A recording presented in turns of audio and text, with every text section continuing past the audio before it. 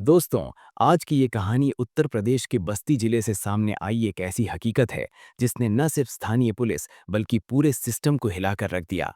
बस्ती, जो अपनी संस्कृति, परंपरा और शांत जीवन के लिए जाना जाता है, साल 2026 में अचानक सुर्खियों में आ गया। वजह थी एक ऐसा अपराध जो देखने में साधारण लगने वाले चेहरों के पीछे छिपा बैठा था। ये कहानी किसी एक आरोपी की नहीं है, ये कहानी भरोसे के कत्ल की है। ये कहानी उस जाल की है जिसमें 10, 20 या 50 नहीं बल्कि 300 से ज्यादा लड़कियां फंस चुकी थीं। ये आंकड़ा किसी को भी झकझोर देने के लिए काफी है। आप जरा कल्पना कीजिए, एक ऐसे युवक की जो दिखने में पूरी तरह शरीफ लगता है, चेहरे पर मासूमियत, बातों में मिठास, हाथ में कलावा और माथे पर कभी-कभी टीका। वो आपके सामने आता है, आपसे बड़े प्यार से बात करता है, आपकी परेशानियों को समझता है और आपको ये एहसास कराता है कि वही आपकी जिंदगी का सबसे भरोसेमंद इंसान है। लेकिन उसी चेहरे के पीछे एक ऐसा शातिर दिमाग छिपा था जिसकी साजिशें जब पुलिस फाइलों में दर्ज होने लगीं तो जांच अधिकारियों के भी होश उड़ गए। कहानी की शुरुआत होती है साल 2022-23 के आसपास, बस्ती शहर के एक निजी अस्पताल में काम करने वाली एक युवती से। हम उसका नाम नहीं लेंगे क्योंकि वो किसी एक लड़की की कहानी नहीं बल्कि सैकड़ों लड़कियों की आवाज है। वो एक साधारण भारतीय लड़की थी जो अपने पैरों पर खड़ा होना चाहती थी, अपने परिवार का सहारा बनना चाहती थी। रोज की तरह अस्पताल जाना, मेहनत करना और एक बेहतर भविष्य का सपना देखना ही उसकी जिंदगी थी। इसी अस्पताल में उसकी मुलाकात एक युवक से होती है जिसने अपना नाम बताया, प्रिंस। बातचीत बहुत सामान्य थी लेकिन शब्द बेहद प्रभावशाली थे। उसने कहा कि तुम यहाँ क्यों काम कर रही हो, तुम इससे कहीं बेहतर डिजर्व करती हो। मेरी जान पहचान बड़े अस्पतालों में है, मैं तुम्हें अच्छी नौकरी दिलवा सकता हूँ। ये वो बातें थीं जो किसी भी मेहनती लड़की को अच्छा महसूस करा सकती थीं। धीरे धीरे मुलाकातें बढ़ीं, बातचीत लंबी होने लगी और भरोसा गहराता चला गया। प्रिंस बहुत चालाक था। वो जानता था कि भरोसा कैसे जीता जाता है। उसके हाथ में बंधा कलावा और उसके संस्कारी बोल लड़की के मन में किसी भी तरह के शक की गुंजाइश खत्म कर देते थे। लड़की को लगा कि शायद किस्मत ने पहली बार उस पर मेहरबानी की है, लेकिन उसे नहीं पता था कि उसी भरोसे की नींव पर उसकी जिंदगी की सबसे बड़ी तबाही की इमारत खड़ी की जा रही। एक दिन नौकरी और मालिक से मिलवाने के बहाने प्रिंस उसे एक जगह बुलाता है। लड़की बिना किसी डर के वहां पहुंच जाती है क्योंकि उसे भरोसा था। लेकिन वहां पहुंचते ही माहौल बदल जाता है। जो जुबान अब तक शहद घोल रही थी वही जुबान अचानक धमकाने लगती है। पीड़िता के मुताबिक उस जगह डर और खौफ के साए में उसके साथ वो हुआ जिसकी उसने कभी कल्पना भी नहीं की थी। और यही वो पल था जिसने उसकी जिंदगी को हमेशा के लिए बदल दिया। इस घटना के बाद प्रिंस ने उस निजी पल का वीडियो बना लिया। यही वीडियो आगे चलकर उसकी जिंदगी की सबसे बड़ी बेड़ी बन गया। लड़की अंदर से पूरी तरह टूट चुकी थी। वो डर के मारे किसी से कुछ कह नहीं पा रही थी। तभी प्रिंस ने अगला दांव चला। उसने शादी का झांसा दिया। कहा कि डर मत, मैं तुमसे शादी करूंगा, सब ठीक हो जाएगा।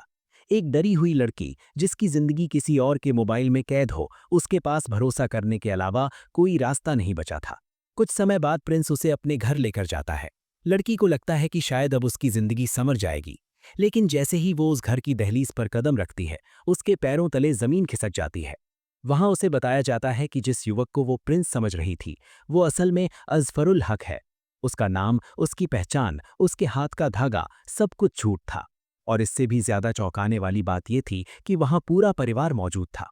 लेकिन किसी ने उसे रोका नहीं, किसी ने सवाल नहीं किया, क्योंकि ये कोई हादसा नहीं था, ये एक पूरी तरह सुनियोजित साजिश थी। पीड़िता का आरोप है कि वहां पहुंचते ही उस पर अपनी पहचान बदलने का दबाव बनाया गया।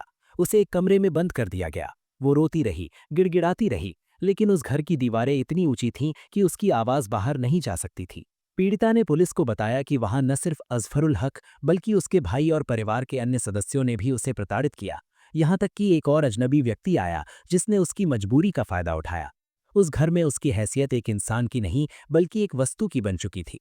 उसे ब्लैकमेल किया गया, डराया गया और बताया गया कि अगर उसने मुंह खोला तो उसका वीडियो वायरल कर दिया जाएगा और उसके परिवार को नुकसान पहुंचाया जाएगा।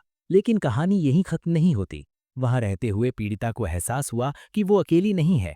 उसने देखा और सुना कि अजफरुल और उसका पूरा गिरोह पहचान बदलकर धार्मिक प्रतीकों का इस्तेमाल करके लड़कियों को अपने जाल में फंसाता है। पहले प्यार, फिर शोषण, फिर वीडियो और आखिर में ब्लैकमेलिंग। पुलिस जांच में सामने आया कि इस ब्लैकमेलिंग का मकसद सिर्फ शोषण नहीं बल्कि मानव तस्करी जैसा संगीन अपराध था।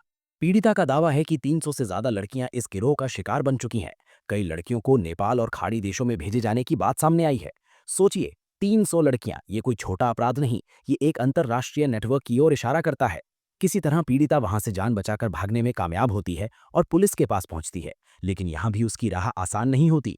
अजफरुल हक कोई छोटा अपराधी नहीं था, वो एक हिस्ट्री शीटर था जिस पर पहले से ही लूट, रंगदारी और धोखाधड़ी जैसे 20 से ज्यादा मामले दर्ज थे।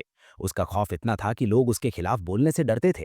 शुरुआत में पीड़िता का आरोप है कि उसकी शिकायत हल्की धाराओं में दर्ज की गई। उसे डराया गया कि ज्यादा बोलेगी तो खुद फंस जाएगी।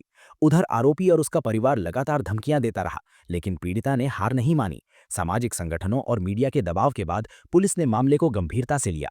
जांच आगे बढ़ी तो एक एक करके परतें खुलती चली गईं। पुलिस को पता चला कि अजफरुल हक का पूरा परिवार इस नेटवर्क में शामिल है। उसके पिता, माँ, बहनें, सब पर आरोप लगे। उसकी बहनें लड़कियों का भरोसा जीतने में मदद करती थीं। ये एक पूरा सिंडिकेट था जो पहचान बदलकर तस्करी का खेल खेल रहा था।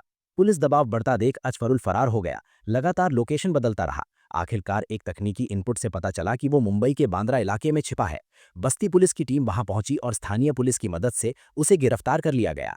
आज अजफरुल हक सलाखों के पीछे है। उसके परिवार के कई सदस्यों पर केस दर्ज हो चुका है, लेकिन जांच अभी भी जारी है। सवाल अभी भी बाकी हैं। 300 लड़कियां कहाँ हैं? कितनों को विदेश भेजा गया? और इस नेटवर्क में और कौन कौन शामिल है? ये कहानी हमें चेतावनी देती है।